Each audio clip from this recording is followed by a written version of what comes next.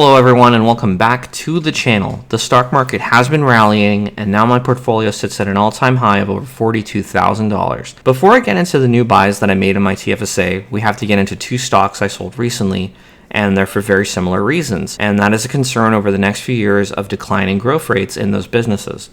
The first company I sold is Apple, and the main reason is the fact that while the fundamentals of Apple haven't grown very much and the revenue of the company has remained flat over the last 3 years, the earnings multiple has expanded by 50% from 20 times earnings to over 30 times earnings.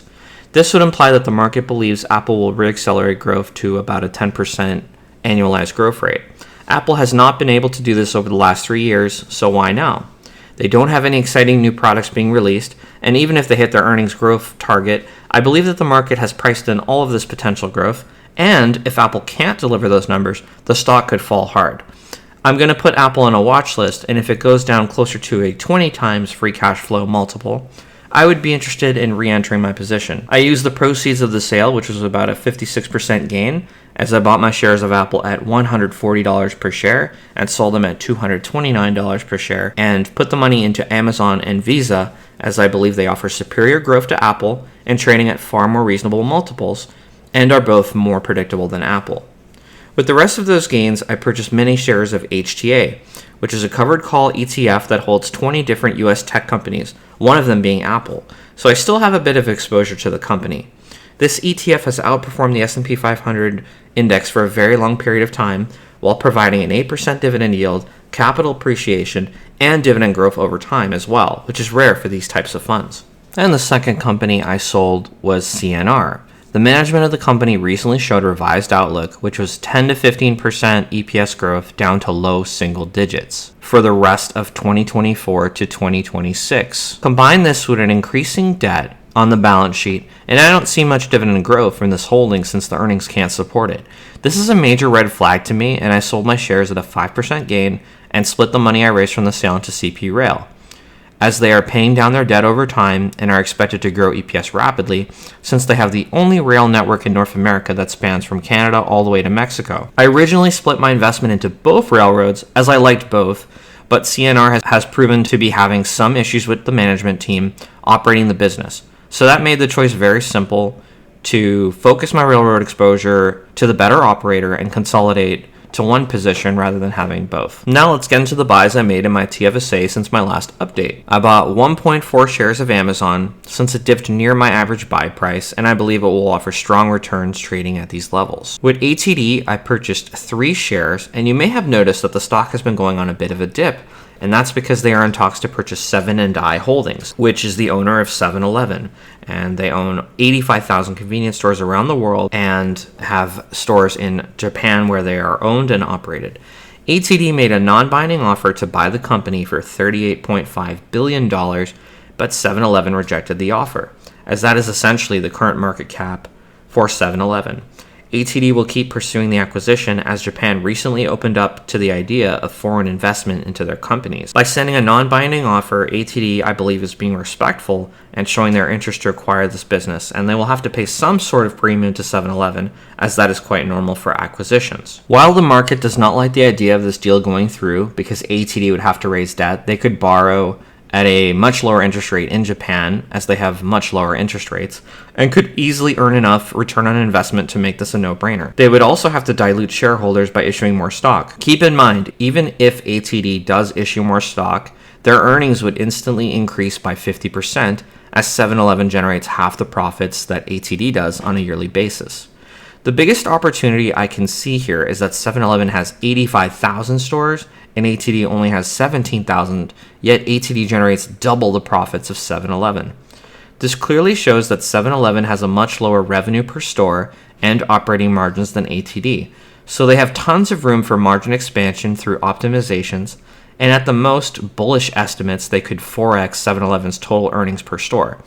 Even if you take a conservative approach and say ATD can double 7-Eleven's earnings, that is a fantastic result and will give significant return to shareholders. While the market is scared of this deal going through, I'll be buying opportunistically, as the deal is not guaranteed to happen, and even if it does, I'll be happy to scoop up as many shares as naturally the share price will drop, since the acquirer in an acquisition always falls in share price in the near term. I bought 6 more shares of CP Rail with the sale of CNR, as they are doing the right things like paying down their debt after their big acquisition, and with their capital expenditures expected to stay flat over the next 5 years and earnings expected to grow, they should vastly outperform CNR. I bought 4 more shares of ETHY, since crypto is basically in the toilet and getting a bit more monthly income into the portfolio. I bought 0.23 shares of Granite REIT, and we can see that REITs are surging in the market right now due to lower interest rates, as they will pay less interest on debt, which they need to utilize to grow their business. My favorite part of this is not only will I get a boost in share price due to the REIT sector looking more favorable,